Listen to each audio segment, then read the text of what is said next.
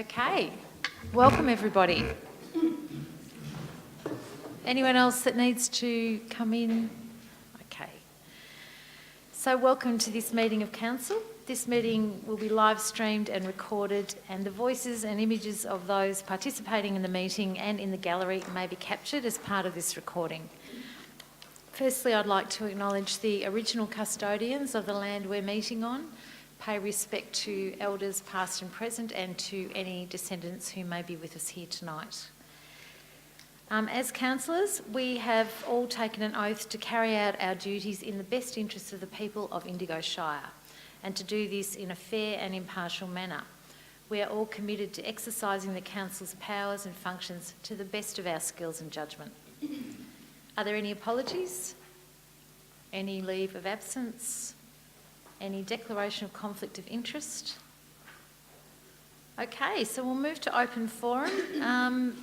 We have two lots of questions that have been submitted. As you know, the questions have to be submitted by 6 p.m. So the first question is from Alan Davis. Hi Alan, how are you? Thank you, Madam Mayor. First question is to Councillor Goldsworthy. When you were inspecting Woolshed Road last week, did you notice how small amount of gravel was on the crest, 500 metres from the end of the seals section? And also, did you notice there was no sign saying it's a crest? People coming from the west, the road actually at that point veers over one width of the road, and people coming from the west have no idea, unless they've been around a long time like Councillor Goldsworthy and myself. Okay, thanks Alan. Councillor Goldsworthy.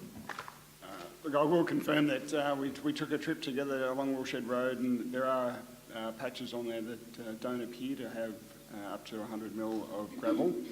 But in saying that, the report that was put forward by the Director for Infrastructure Services, Ian Ellett, did say that the gravel section of Woolshed Road was last measured in 2013 and was found to have 80 to 100 mils in most places. So we're not actually saying that the whole road has 100 mil, and I must admit I'm not an engineer, so I'll defer to the experts for that as to what's required.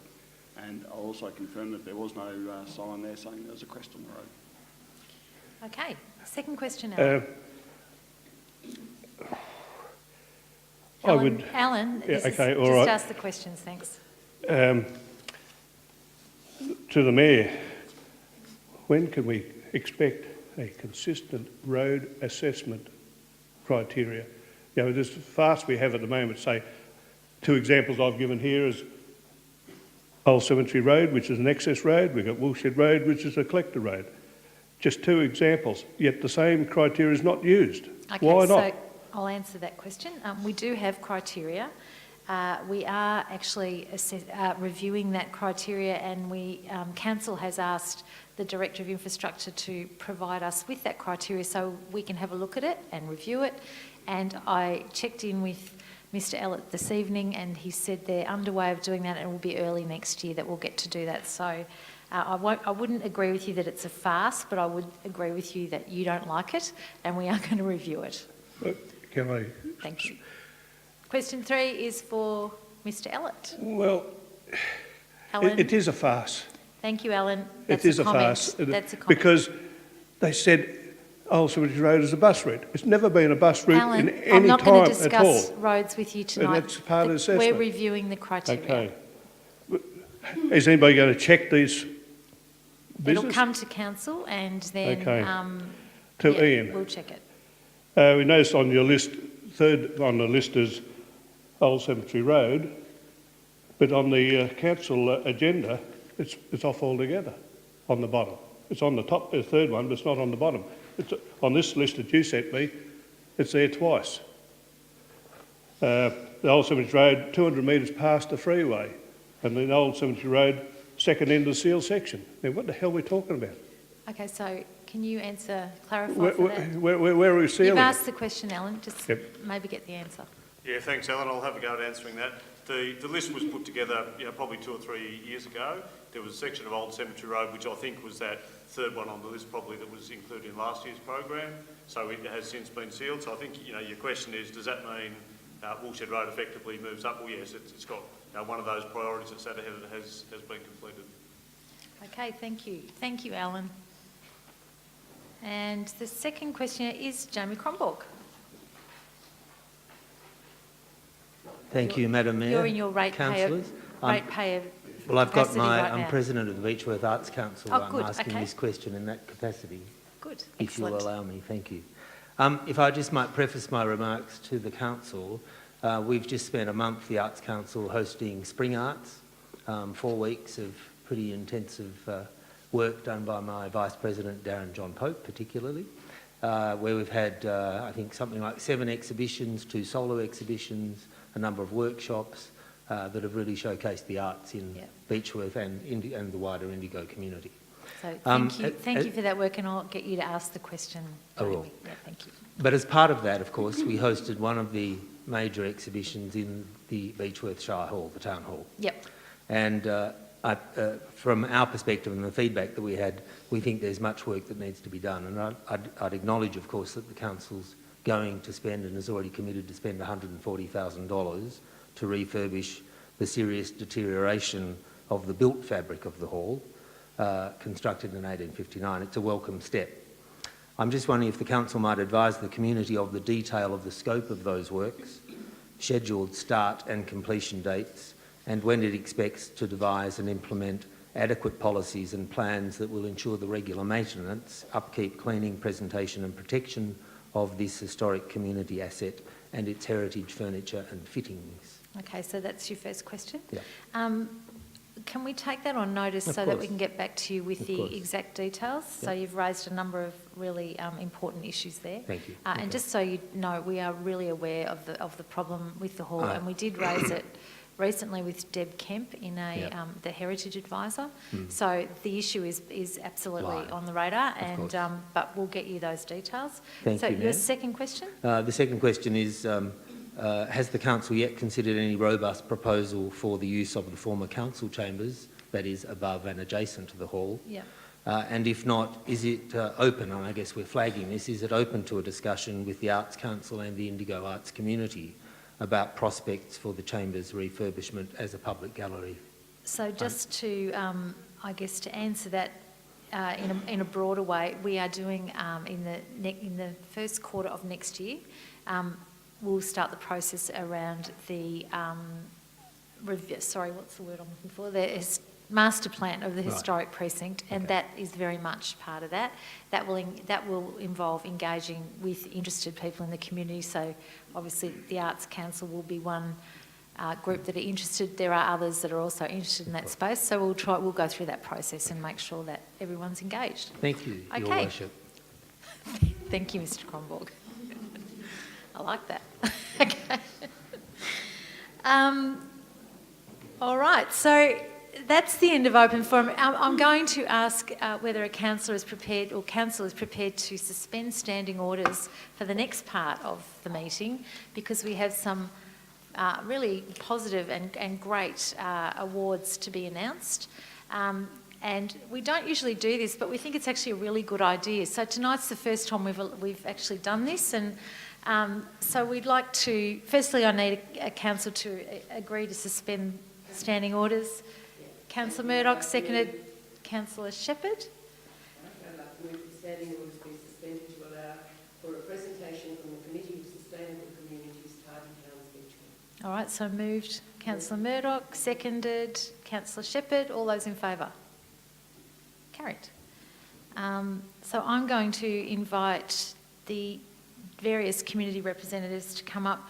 Unfortunately, it's a very short time frame that we have for this, so I'll ask you to just be very brief, but to allow us to celebrate your achievements. So firstly, I'd ask Dennis Ginnivan to come up on behalf of TRI, Totally Renewable Yakandanda, for the Banksia Award. And let me just find my notes, Dennis. Somewhere in here. Okay, so congratulations to TRI for winning the Community Sustainability and Resilience Award on behalf of the TRI Group and the Yakandanda community. This was announced a few weeks ago in Sydney. The Banksia Awards are the world's longest running sustainability recognition award program, and it has acknowledged the tremendous effort by Tri working to achieve a 100% renewable energy electricity supply.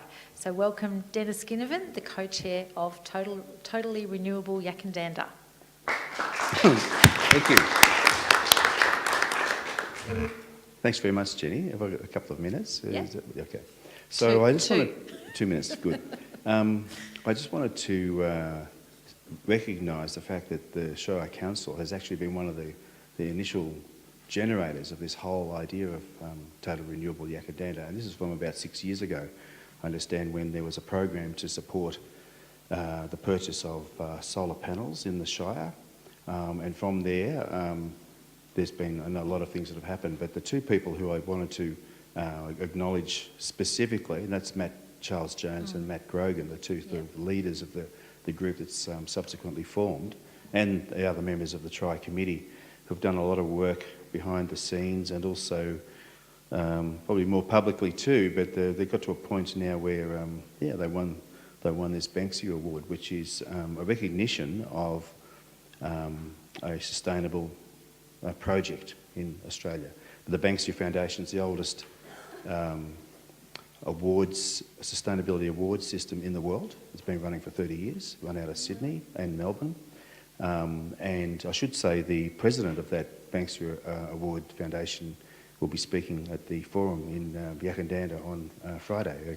Her name's Professor Kate Orty. So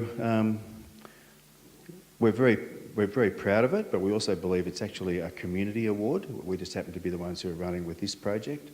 And when we came back from Sydney with it, the Tri Committee were thinking, well, is there any way we could actually place this award somewhere more publicly, maybe in a Shire premises somewhere, and sort of recognise that it is a community award, as well as, specifically mentions the Tri Committee, or let's say the Tri organisation, but we see it as way bigger than that, because there's a whole lot of people in Yak that have been behind this project.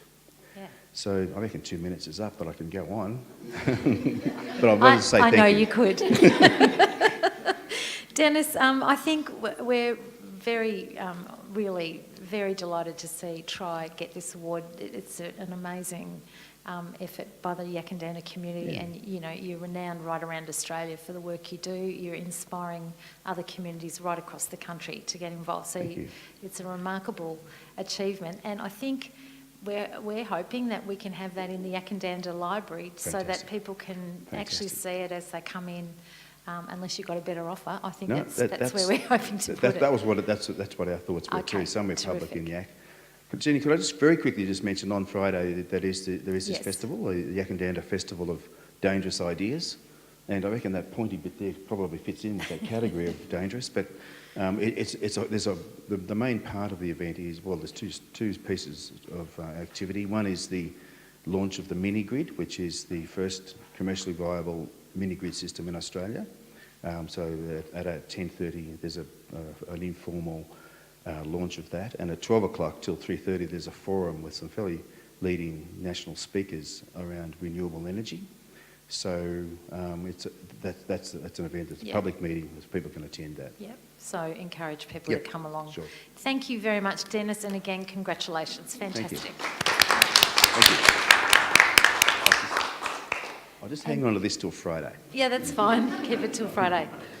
And our next award recipients are the Tidy Town Committee, who won the Beechworth has won the Tidy Town Award for Victoria. So it's a fantastic outcome yet again. And oh wow, that's a big award. Bring it up. So would you three like to come up and congratulations? This one's us. Oh, it's exciting. Would you like to just briefly explain what the award is? The award showcases Beechworth's sustainability and the community as a whole, and all the things that they're doing to make our community a sustainable community. Okay, and it's a great achievement. Once again, the work that Iris and Jill have done, and I would add Councillor Murdoch. Because Now, I've got 2 awards here that Oh, are for okay. council.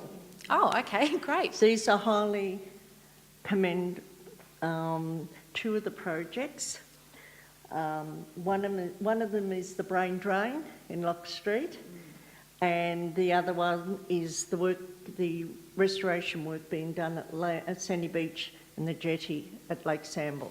Fantastic. So they go to council because they were council community partnerships. Thank you, Iris. And, who wants to take the... We've got to hand Would this you like back. us to hang that in Yes. here in the Shire office? Okay, so probably not right now, Anne.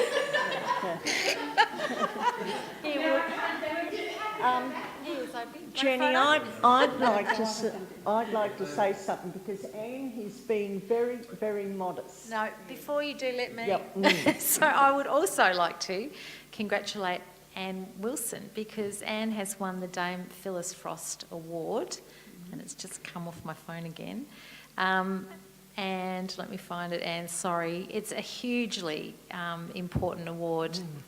And can I say, I've been on council now for 5 years. Anne has been very, very active and involved in working with the Shire in very many projects. This is a great achievement for her and very well deserved. And I'm just trying to tell you what the award actually is about. Iris, have you got it there? Oh, there it is. Thank you. The Dame Phyllis Frost Award. It recognises outstanding achievement of an individual in the community in community participation and environmental protection.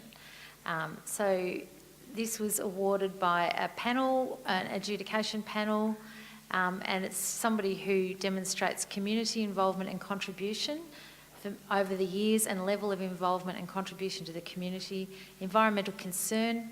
You have to be actively involved in protecting and enhancing their local environment and leadership. So evidence of leadership and guidance for others within and outside their community to achieve a positive community outcome and involvement in the Keep Australia Beautiful Victoria program. So Anne has obviously met all of those criteria and done an outstanding job, and we're really, really proud of you and we're delighted that you received this award. But there are 2 Dame Phyllis Frost recipients. Oh, And Iris. We are the only town that has 2. Iris is as well. We mine back in 2007. But Oh, well, well we've done. got 2. It's fantastic. Oh. Yes. These are our Dame Phyllis Frost Award winners. Now, I'd just like to say 2 So things. you may. Yeah, Go ahead, quickly, Iris. And because everyone pretty well knows what all the categories were. But I'd like to thank a couple of people in Shire Sure. that helped Anne get there to accept her award because it was a panic and because she was rostered onto duty at the VIC. And thank you, Greg. And I have already personally thanked Penny. That's the first thing. The other thing is, I've been trying for years to get Yakandanda to get involved and Chiltern. So hopefully next year you will, particularly Yak and Chiltern have got some wonderful projects. But also, I'm looking to Shire will have to put their hand in their pocket because we have to go to South Australia next year around April. And we're going to then go for the national title. Okay. So And then if you win that, you're going to have to send us overseas. yeah, because the new CEO of KABB... You're trying it on, ladies. No, the new CEO of KABB, she wants to go international. Okay, well look, So, we'll talk about that later. I would like to just once again congratulate you all. Jill has also been a really active person on the Tidy Towns Committee. Well done. And I also would like to just reiterate my thanks to Councillor Barbara Murdoch, who has supported these applications and has been really involved for many And years. she's our chauffeur. Oh, she's your chauffeur. Okay. And That keeps makes us them on the very straight- brave people. And Okay. keeps us on the straight and narrow when we're away. Good to hear. Obviously someone needs to. Okay, congratulations to the award winners. Fantastic. All right, so I now need a councillor to move that standing orders be resumed. So moved by Councillor Price. Do I have a seconder for that? Councillor Shepherd, and all those in favour? Okay, back to business. So as I said, that's something we haven't done before, but I think we're all feeling that it's a really positive thing to be able to get the community to showcase their achievements. So that was a good start tonight. If people are interested and would like to let us know about, you know, things that have involved the Shire that they've done on our behalf and been recognised, please let us know and we'll make sure that you get an opportunity. All right, so we're now up to deputations. Oh, sorry. Confirmation of minutes from the previous meeting. Do I have someone to move that? Councillor Price. Do I have a seconder? Councillor Murdoch. All those in favour? Okay, thank you. Business arising from the previous minutes. There were several questions asked during open forum at the last meeting and taken on notice for council staff to respond. The responses to these questions have been provided to the questioners and are also included in the agenda under business arising if anyone would like to follow those up. So deputations and petitions. We do have a petition, and Councillor Trenery, you're going to present this. Thank you, Madam Mayor. This petition is from the Friends of the Stone Bridge in Yackandandah. There's 192 written and 103 electronic signatures with a total of 295. I'll just read out what was on top of the petition if I can.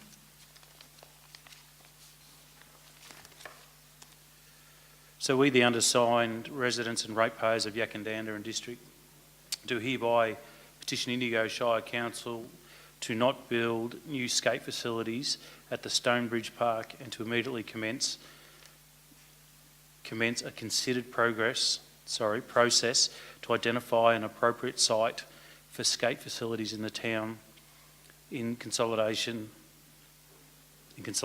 with the relevant community and user groups. That's what's written there. Just before I move the motion to accept that, obviously we've had meetings in regards to this in Yackandandah. We've got a lot of people together and as Yak does, we're getting together to improve this site together, which will be a fantastic result. I'd like to move, if I can, one that we received the petition from the Friends of the Stonebridge Park, and note that a meeting of the community was held at Yackandandah on the 16th of November to discuss this matter, and that the group of approximately 25 community members have expressed a desire to work with Council on this project. And note that the first meeting of this group is scheduled for tomorrow night, and for requests this group to consider the Yackandandah Skate Park upgrade plans and provide suggestions by the end of February on improvement to the skate park project that maintains its current location and budgeted cost to the Council, suggest for future projects to better harmonise the skate park with the Stone Bridge and surrounds. So if I could have a seconder. Thank you. Moved Councillor Trenery, seconded Councillor Goldsworthy. I put the motion. All those in favour? Carried. Thank you. And just to add to that, the meeting tomorrow night is at 6 p.m. At the Yackandandah Public Hall in the gallery room, which is the meeting room off the main area there. So there has been, that notification's been sent out to the people that expressed interest, and we'll have that meeting tomorrow night, and then we'll go from there and we'll keep the community updated on what's happening. Thank you very much. Item 10.1. This is the finance report for October 2017, and are there any questions for the Director of Corporate Services, who is Delene Voigt? It's not a question. It's not a question as such, but I'd just like to mention a couple of parts that are in that report. So do you want to do that now? Yep, sure. Can you frame it as a question, Councillor, just to meet the local law? Are we aware of that? Sorry? Can you frame it as a question Oh, so yeah, you sure, fit with, sure. local law? On page 11, after income and expenses, it mentions the net position graph. And as you see it, the forecast is different to the last year actuals. The last year actuals finished in the black because of a federal assistance grant of 2.2 million. But the graph also shows that for 2017 and 18, we go into the red at the end of March. I don't think it's a very good look. So, Councillor, would you, given that you raised it, can the CEO respond to that for clarification? Sure. Thanks. Yeah, it's obviously towards the end of the financial year, as you say, the operating result goes into negative. I suppose the only thing that I should probably point out in addition to that is that that's an operating result which takes into account depreciation, number of non-cash items. The cash position, which isn't shown in here, also goes into the negative towards the end of the financial year. However, the amount is really quite small, so the underlying cash result for this financial year is a cash deficit of around about $100,000.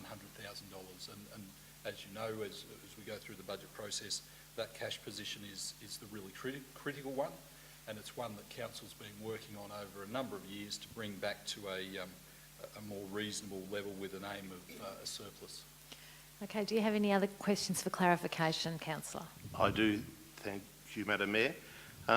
With the cash and investment report on page 12, it talks about the IMB Bank, and I was asked what that meant, and we've got $1 million banked on 90-day term with the Illawarra, was it Mutual Building Society Bank, which the nearest branch to Beechworth is at Tuggeranong. I'm just wondering why we've gone so far away to place $1 million. Yeah, the transactional banking is quite important that we have a local presence because we need to drop off cash and do that sort of transactional banking. Beyond that, when it goes to our investment accounts, these days it's all done online, so it wouldn't matter if there was a branch locally or even at any point of the country. What we go looking for when it comes to our investment banks is that they meet the risk criteria, they meet Council's recently adopted divestment policy, and then we also look at the return. Beyond that, location of the bank doesn't factor in, and as I said, online banking means that it's seamless wherever it is. Okay, thank you. Any further questions on this report? All right, so I ask for somebody to move the motion that Councillor accept the October 2017 Finance Report. Do I have someone to move that? Councillor Goldsworthy, do I have a seconder? Councillor Gaffney. And all those, oh sorry, would you like to speak to it? Sure. I just think it's important to highlight some of the things that are in the financial report. So it does tell us that we'll be better off by $577,000 in this month. The majority of this will be expended over the coming years. It's coming year, it's more a timing thing, but it is important to highlight that about $159,000 of that will be a permanent improvement to the budget bottom line, $128,000 due to new property rates, and $31,000 because of the net income from the Buller gas operation. So it does help the local government financials for the Indigo Shire. Okay, thank you. So moved by Councillor Goldsworthy, seconded by Councillor Gaffney. All those in favour? Carried. Thank you. 10.2 is the Assembly of Councillor Records, and the recommendation is that Councillor accepts the attached Assembly of Councillor Records. This is just a requirement that we need to submit for the state government. Do I have someone to move that? Councillor Price to move, Councillor Murdoch to second. All those in favour? Carried. Council Advisory Committee minutes. This is 10.3. The recommendation is that Council receives the attached unconfirmed advisory committee minutes, advisory committee minutes and endorses the officer comments. Do I have someone to move that? Councillor Gaffney. Do I have a seconder? Councillor Murdoch. Do you wish to speak to that, Councillor? I'd just like to make a comment that in the Indigo Economic Development and Tourism Advisory Committee minutes on page 91, the committee moved to invite Stuart Trott to address the meeting regarding trends in the retail sector. I'd just like to comment that Stuart has closed his business and moved on due to a downturn in retail in Beechworth. So he certainly won't be attending that meeting. Thank you, Councillor. I'm not sure that that information needed to be put out into the public domain, unless it is public information. It's in the agenda, Madam Mayor. Okay, good. All right. Could I just mention Dr. Lawrence, David Lawrence, thanking him for his services to the Burke Museum. He's Oh. been on the committee there for a long, long time. And he's finally... Is that right? Oh, sorry. I will say Councillor Murdoch's not feeling very well tonight, so... Yes. To thank Dr. David Lawrence for all of his work on at the Burke Museum. He's been there for quite a long time and he has now retired. And I think, you know, when we have volunteers, we need to acknowledge the work that they have done over the years. Absolutely. Okay, so I'll go back to the motion. Councillor Gaffney, you moved the motion. Councillor Murdoch seconded. Anyone else wish to speak to that motion?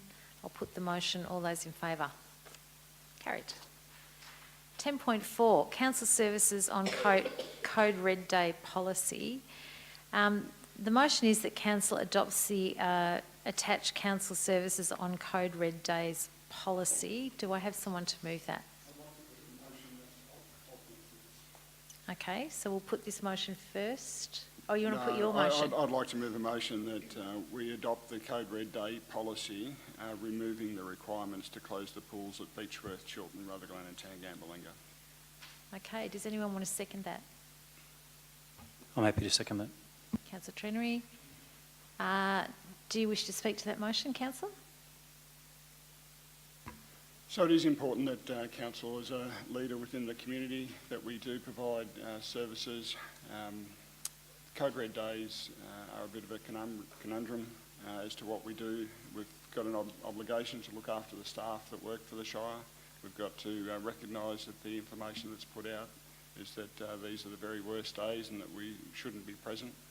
But we know that logic dictates that people will still be around and they will need to use council facilities. If they don't go to our pools, where are they going? It's likely that they'll go to our lakes and waterways. Are they in more danger by being there than in our facilities? I'd advocate that 4 out of our 5 pools could withstand most fires that come their way. I do have concerns about the Yakandanda one just because it's proximity to bushland, but I think the rest of them are in safe places. They're of construction, the outlying buildings that are solid, that are unlikely to burn. And I feel that whilst if we can get the staff to staff the pools on those days, we provide a valuable service.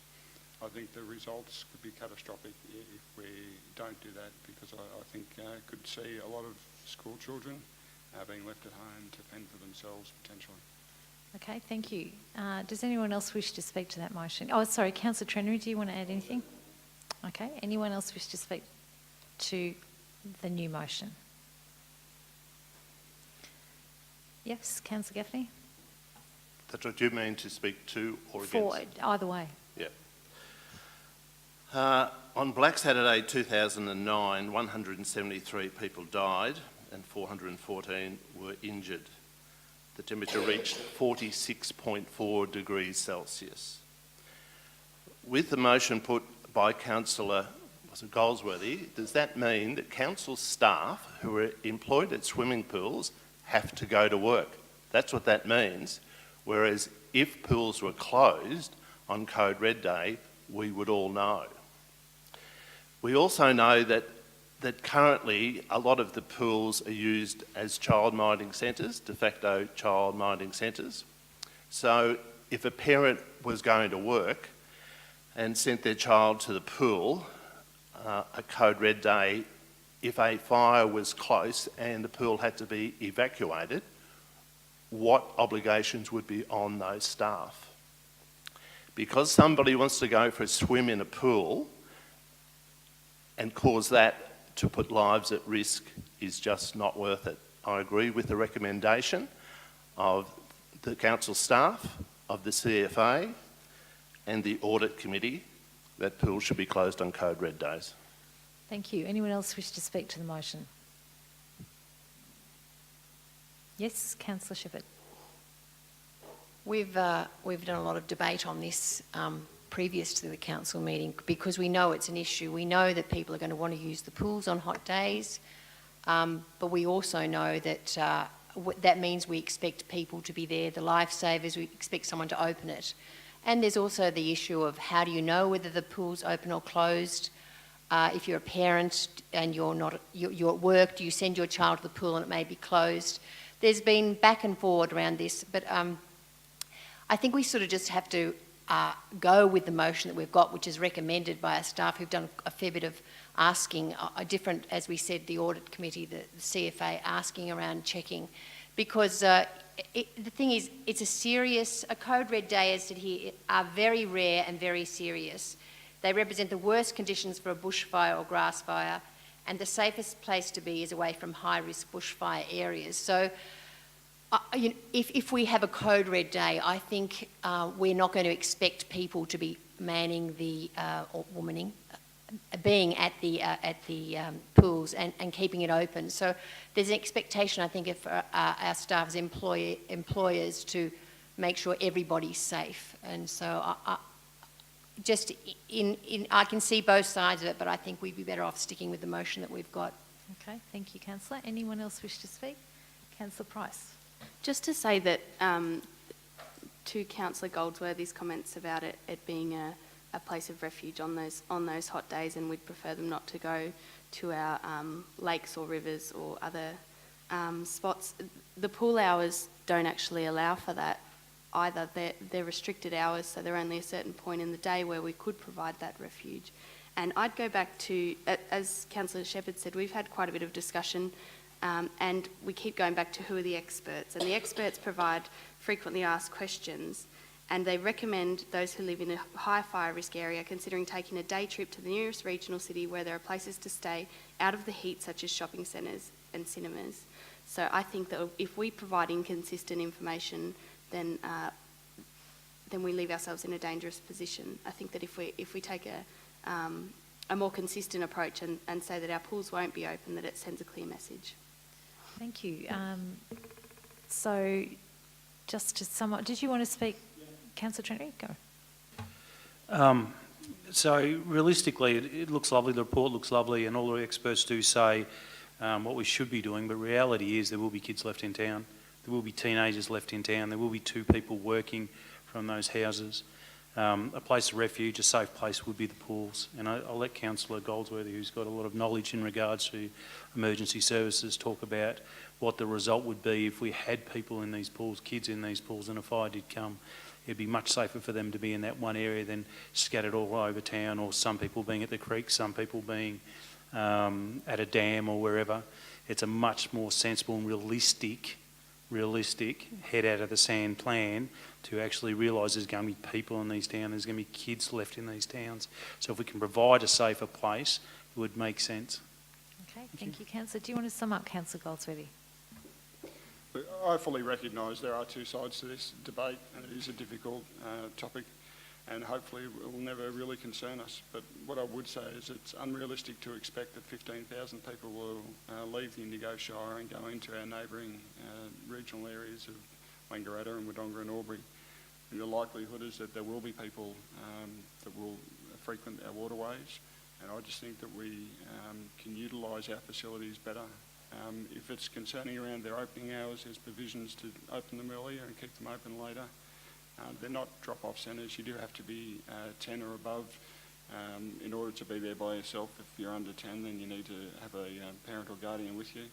I think there's every likelihood that if something did occur on a code red day, then it would be safer to be in one of our pools. It's not to say there'll be a fire, but what that will say is there'll be extreme heat and a lot of wind and very dry conditions. And we know that in those sort of days, there's always a lead up to them as well. So I think we need to look after our local people and provide a common sense solution. And the recommendation, as was given, I don't think quite does that, and that's why we need to keep our pools open. All right, so I'll put the motion that council adopt the Code Red Day policy as attached, but to keep the pools open. And you named the pools, councillor? Beechworth, Chiltern, sorry, I should have written that down. Rutherglen and Tangambalanga. So I put the motion, all those in favour for the option to keep the pools open. All those against? Lost. The motion's lapsed. So we return to the motion that council adopts the attached council services on Code Red Day policy. Do I have someone to move that policy? Councillor Gaffney. A seconder? Councillor Price. Do you wish to speak to that? I don't think I need to, Madam Mayor. Okay. Councillor Price, do you wish to add anything? Anyone else wish to make any comments? I'll put the motion. All those in favour of adopting the council services Code Red Day policy as attached, all those in favour? Against? Okay. Thank you very much. I will just say, look, this has been a really fraught issue. None of us, of course, have, it's not 100% either way for any of us, and Councillor Gaffney made some really good points. But I will say that this is something we are erring on the side. Sorry, Councillor Goldsworthy. Did I say Gaffney? Sorry, I apologise. So did Councillor Gaffney, actually, from both sides of the argument. And Council has really struggled with this. I know from my own point of view and talking to others, it's a really difficult one because, of course, we want to keep the community as safe as we can, and we've opted for this option, knowing that if there is a Code Red Day which is catastrophic, the entire community is unsafe, and we will be saying to people, please try and leave as early as you can, but let's hope it doesn't happen. All right, item 11, 11.1, election of members to the Waggunya Railway Land Development Committee. And the recommendation is that council appoints the following people to the Waggunya Railway Land Development Committee. There's 1, 2, 3, 4, 5, 8 people. I won't name them all, but I'm wondering if somebody would like to move that motion. Councillor Price. Seconder, Councillor Gaffney. Do you wish to speak to that? Councillor Gaffney? Just a question. Do we have a start date for the first meeting? Is it going to be this year? It's just been, I think, about 2 years coming. And, can anyone answer that question, or we'll take it on notice and then we'll get the information out to the new committee? No. So the council representatives on that committee, to add to that, are Councillor Gaffney and Councillor Price. You haven't been given any information about... Yeah, I guess until we actually accept the committee, we then need to set up the first meeting. So that meeting will be established and the information will be given out as soon as possible. Okay, all right. Thank you. Did I put it for decision? Oh, sorry. So I put the motion for the 8 people that have been named to be appointed to the Waggunya Railway Land Development Committee. All those in favour? Carried. Thank you.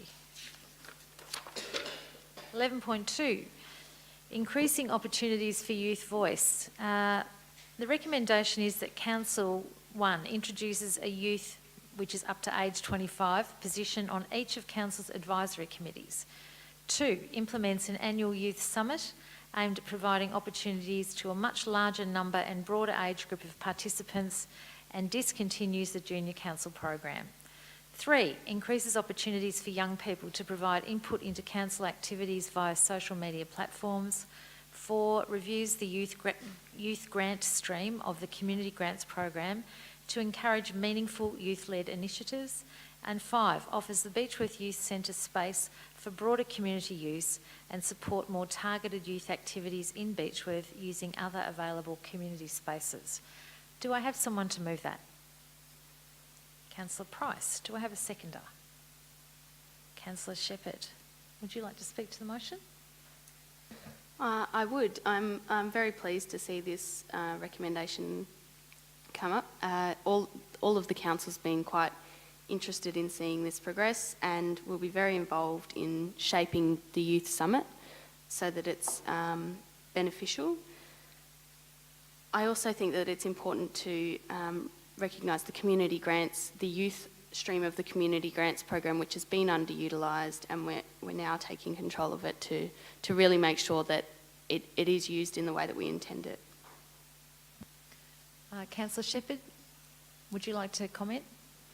Yes, I just wanted to comment on the Junior School Council, which has been going since 2003, and it's probably sad for a lot of people to see it go. But and I was a little nervous when I saw that it was that it was going to be taken away, because I know that those 2 participants from each school do enjoy their involvement. But I was convinced when I was told that it's going to open it up to much more than 14 young people to have a youth forum. So I'm very much wanting to be part of that process to ensure that a larger group of young people are involved. And I appreciate the amount of work that's been put into this by the youth officer and the consultation we had, and our staff. They've certainly taken this on board. So I look forward to seeing the results. Okay. Anyone else wish to speak? Councillor Goldsworthy. It is a change, and I think it's due acknowledgement to those that have gone before us in relation to the Junior Council program. 2 particular councillors had significant involvement from its conception through until now, and they've been the real drivers behind it. I'm sure that the participants throughout those years have appreciated the efforts, but I do see that the time that it takes and the resources away from council, we should commit to a more holistic program. I also note the recommendation number 5, which is about the Beechworth Youth Centre space and the not using it in the same way that we have. I think that opens it up in the staff time a little bit more to work more actively with and proactively with our youth. So I'm hopeful that this will be a positive measure, but I'd say that if we get a good assessment in about a year's time, and we'll see whether we need to do anything different. Yep. Okay. Anyone else wish to speak to the motion? Okay. Would you like to sum up, Councillor Price? All right. I'll put the motion. All those in favour? Carried. And I would like to just thank Councillor Peter Croucher, former Councillor Peter Croucher, for the many years of service that he gave to the Junior Council. And I note that in the report he actually did say, and Francis Walsh, thank you very much, former Councillor Francis Walsh. Yeah, so they established this, it ran for many years, and I note Councillor Croucher has said he thinks it is time to move on, and he's okay with that, so that's great to hear. But great thanks to them both for their drive for getting young people involved in council, which was really what that was all about. And they were going to change the format, but the intention is still there to keep young people involved. 11.3, the Indigo Planning Scheme Amendment C73, Rutherglen North Rural Activity Zone Panel Report. So the recommendation is that Council abandons the part of Amendment C73 as it relates to Lot 1, PS 416473, McNamara's Ag and Vet, sorry, a bit hard to read what that says, and that the site remain in the farming zone. Secondly, the Council changes Indigo Planning Scheme Amendment C73 as recommended by the panel by amending the Rural Activity Zone Schedule 1 to A, add a schedule number, B, delete the objective to implement the recommendations of the Rutherglen Rural Living Study 2016, and 3, that Council adopts Indigo Planning Scheme Amendment C73 as changed and submit the amendment to the Minister for Planning for approval. Do I have someone to move that motion? Councillor Gaffney. Do I have a seconder? Councillor Murdoch. Would you like to speak to the motion? I would. Thank you, Madam Mayor. The Planning Department has spent considerable time doing this amendment. It's been a huge task. It then went to a panel, and having read the report from that panel, it's certainly been very thorough. The amendment to the amendment is in line with the ministerial directions paper. This amendment supports the development of tourism-related activities and facilities that will have minimal effect on agricultural activities. It's a very good mix. Lots will be in size from 0.5 of a hectare to 60.6 hectares, with a total of 48 lots. It's a very, very large amendment. Okay, thank you, Councillor. Councillor Murdoch, do you wish to add anything to that? Okay. Anyone else wish to speak to the motion? All right, so I'll put the motion. All those in favour? Carried. 11.4. This is PP 170137, the telecommunications facility, Optus Monopole, Diffie Road, Beechworth. So the decision is the council approves planning permit PP 170137 to allow the development of the land for a telecommunications facility subject to the conditions listed in the recommendation presented, and issue a notice of decision to grant a permit. There are 8 different recommendations there, conditions, I beg your pardon, with various things under them. I'm not going to read them all out. They're there in the agenda if anyone wishes to see them. So I'm going to put the motion. Is there anyone that would like to move that motion? Councillor Goldsworthy. Do I have a seconder? Councillor Gaffney. Do you wish to speak to that? Telecommunications consistently come up whenever you ask people how do we advance the Shire. This is just another avenue to try and assist in that. Optus will provide greater competitiveness in the local area, and also those people that have been used to only using Telstra in the area will now have another option. Okay. Councillor Gaffney? I'd just like to say that the pole is in an industrial estate. For what Councillor Goldsworthy said, it's a competitor for Telstra, and I'm sure, well, we all hope that it will work very well, and I'm sure a lot of people will change over to Optus.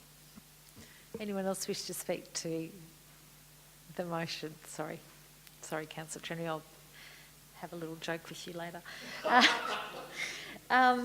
I would, thanks. Oh, sorry, Councillor Shepherd. I was concerned about the issue of co-location with our towers, and I think there's a discussion to be had about are we going to have Optus and Telstra towers all over our Shire, when I know some people will be annoyed about this in their site.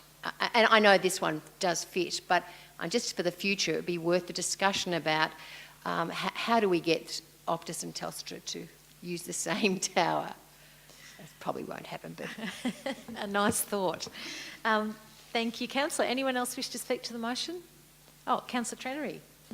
Madam Mayor, I'd just like to reiterate that I think it's important that we have competition in telecommunications, and the more the better, I think, in regards to increasing telecommunications in Indigo Shire. Excellent. Thank you, Councillor.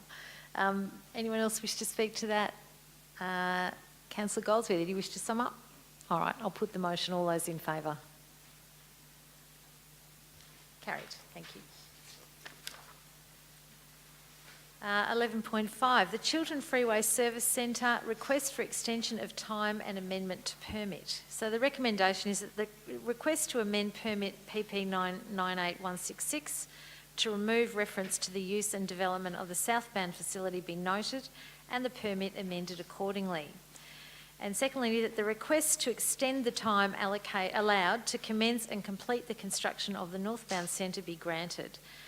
The time condition to now read, time for starting and completion. The permit will expire if either the development is not commenced by the 1st of January 2020 or the development is not completed within 12 months of commencement. Do I have someone to put that motion? Councillor Gaffney, seconded Councillor Murdoch. Do you wish to speak to it? Yes, I do. Thank you, Madam Mayor. I read in the Buller Mail last week that a service centre was being built to service freeway traffic on the southbound lane at the McCoy Street intersection. There may certainly be a need for a service centre for traffic on the northbound section of road. I realise this is the 10th extension of the permit, but as the officer says on page 52, that council may incur significant legal costs should the application to expend be refused. If this goes ahead, it will certainly be a boom for Chiltern. I think when it was first mooted, they spoke about jobs for up to 100 people, particularly if there were shops included as well. I recommend this. Okay. Councillor Murdoch, do you wish to add anything? Yes. This recommendation has been on the books for a long, long time, almost as long as what I've been in Chiltern, I think. And I think that we have to, I think we have to give them the opportunity to make sure that we have expended all of our efforts in getting this up and running, because it will make a big difference to the town if there is employment in the very near part of Chiltern. So, yeah, I think we have to continue this just to make sure that we've done everything we can. Okay. Councillor Shepherd? I was reluctant to support this when I saw it was the 10th extension, but then I was informed that their new people own it since 2015, so I'm happy to give them a bit of leeway, but we'd like them to start. We would. Thank you. Councillor Trenery. I'm just going to reiterate that basically there's a fair bit of frustration out there in regards to this project getting started, and I know on the last council we were hesitant to even do it then, but this, I'm assured, is the best opportunity for Chiltern to get this, so I think that we should continue it on as is, and if it's worth 100 jobs, it must be huge. So I'm looking forward to that. Okay. Councillor Price. I just want to read out, it is in the council and community interest that the developer be given one more extension to establish the facility. However, the approval has been in place for over 17 years and the time is fast approaching to let any other proposals be brought forward, and I just wonder if that was on the last extension as well. Can we take that on notice? Does anyone actually remember whether that was on the last extension? Mr. Florence. Through the chair, the sentiment was pretty similar, that council officers recognise that, you know, the time is soon coming that an end has to be made, and we hope and expect that this will be a successful extension. Okay. So I'll put, Councillor Gaffney, do you wish to sum up? No, thank you. That's fine. All right. Anyone else wish to speak to it? Thank you. Sorry about that. All right. So I will put the motion as read. All those in favour? Carried. 11.6 is the Q Springs Water Extraction Monthly Compliance Report. The Council notes that the Q Springs Water Extraction Facility Monitoring Report content and the action undertaken where required. There's nothing in there new for this month. Do I have someone to move the motion? Councillor Trenery? Can I have a seconder? Councillor Shepherd? Do you wish to speak to it? It's fairly self-explanatory, Madam Mayor. Thank you, Councillor. Councillor Shepherd? All right, anyone else wish to speak to this? I'll put them. Councillor Gaffney. I just thought I'd mention that I went to a meeting last Thursday night to which you spoke, Madam Mayor. There was about 150 people there, and there's certainly a lot of passion about the extraction of water in Stanley and Buffalo River. So I think it's very good that the Shire is bringing this up every month, because it shows of the importance that the Shire puts on this extraction. Thank you, Councillor. Councillor Trenery, do you wish to sum up? I just concur with Councillor Gaffney. Sorry, I missed that. No, I'm fine, thank you. Oh, right, okay. All right, so I'll put the motion. All those in favour? Carried, thank you. Item 13.1, grant application to Building Better Regions funds. The recommendation is that Council 1 supports an application to the Building Better Regions Fund for infrastructure to facilitate additional industrial development in Chiltern, and 2, approves a commitment from Council of up to $350,000 for this grant application. Do I have someone to move that motion? Councillor Price. Do I have a seconder? Councillor Murdoch. Do you wish to speak to it? This is a project out of the Chiltern placemaking priorities that we're putting forward as our grant application to the Building Better Regions Fund, and I think that it's important that we have those strategic documents behind our grant applications, and the town is certainly behind industrial land for Chiltern. Thank you. Councillor Murdoch, do you wish to add anything? Yeah, if we can get these funds, we can actually get this industrial estate up and running. We have people already having put their names down for wanting to be into this estate, so if, this is one of the ways that we can get the money to get it going. So hopefully we start it up and it will be successful. All right. Anyone else wish to speak to the motion? Councillor Gaffney. I certainly was concerned that this might have been, we will build it and they will come. In 2009, we obtained a grant from the state government for an industrial estate at Tangambalanga. I think it could be reasonably said that that was a failure. Half the blocks may have been filled, but certainly half haven't. But then again, at Yakandanda, it certainly was a success. I think the growth industry for Chiltern is tourism, and I certainly would have liked a project to attract the tourists to that town. But this is a small amount of money, and hopefully we'll have success with the application. Thank you, Councillor. Anyone else wish to speak to the motion? Councillor Trenery. I'd just like to reiterate what Councillor Gaffney said in regards to the success up in Yakandanda. It really has taken off since we got involved in that development, both for businesses to stay in Yakandanda and also employment to be in Yakandanda. And I hope the same happens in Chiltern. I think the very first community meeting I went to at Chiltern, this subject was brought up, and I think it shows how a council can actively work with a community on one of their priorities, and congratulations to the staff and all involved. Okay. Anyone else wish to speak to this motion?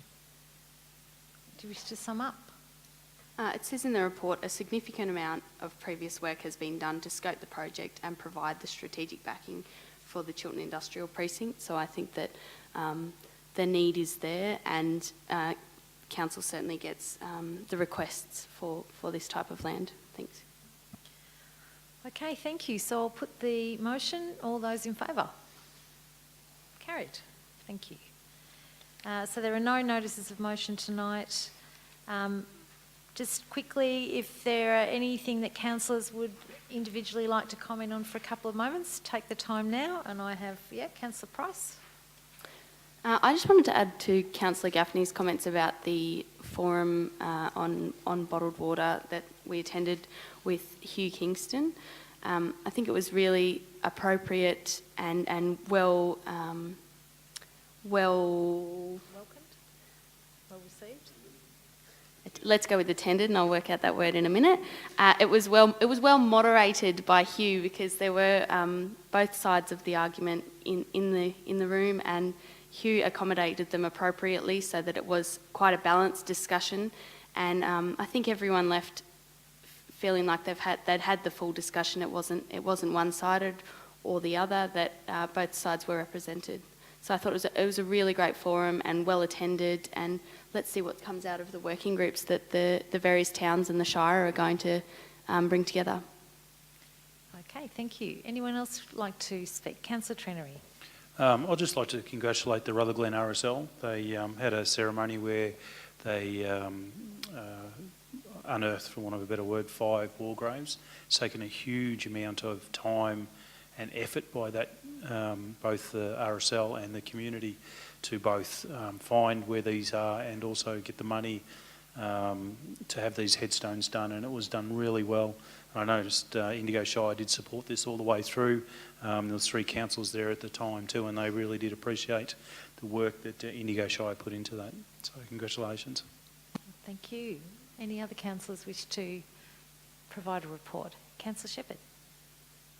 I know we've already spoken about it before, Jamie spoke about it, but I just also wanted to congratulate the Beechworth Arts Council on the great Spring Arts Festival they've had and the amount of people that have come out and enjoyed the whole process. And lovely speaking to them about their Indigo Shire outlook of their meeting with arts groups from around the Shire, talking about perhaps extending this spring event. So it's just great seeing the vibrancy in the arts and culture happening. Anyone else? No? Can I just add to my council Of course report? you can. Sorry. I just wanted to mention that Chiltern had their Mow Ride on Sunday, and it's very hard to keep these events going, as we all well know.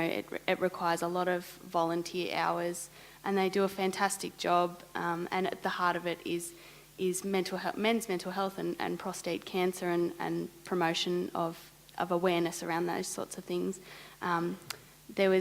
The attendance was up from the previous year, which is always good, and I was at the top of Slaughter Track, which I encourage you to try and drive your car up there, let alone ride a bike all the way to the top. And there was a young boy, about 14 years of age, made it all the way to the top, looking very scared, but he did make it all the way to the top. So I think it's really great that we're able to show young people the bush that surrounds them, that they don't necessarily know how to navigate through experiences and events like that. So it's really great, and I congratulate the committee.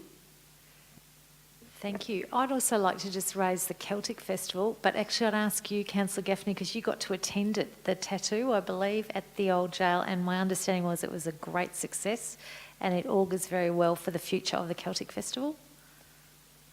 It certainly was. There were people queued at the door, but it had been sold out for a couple of days.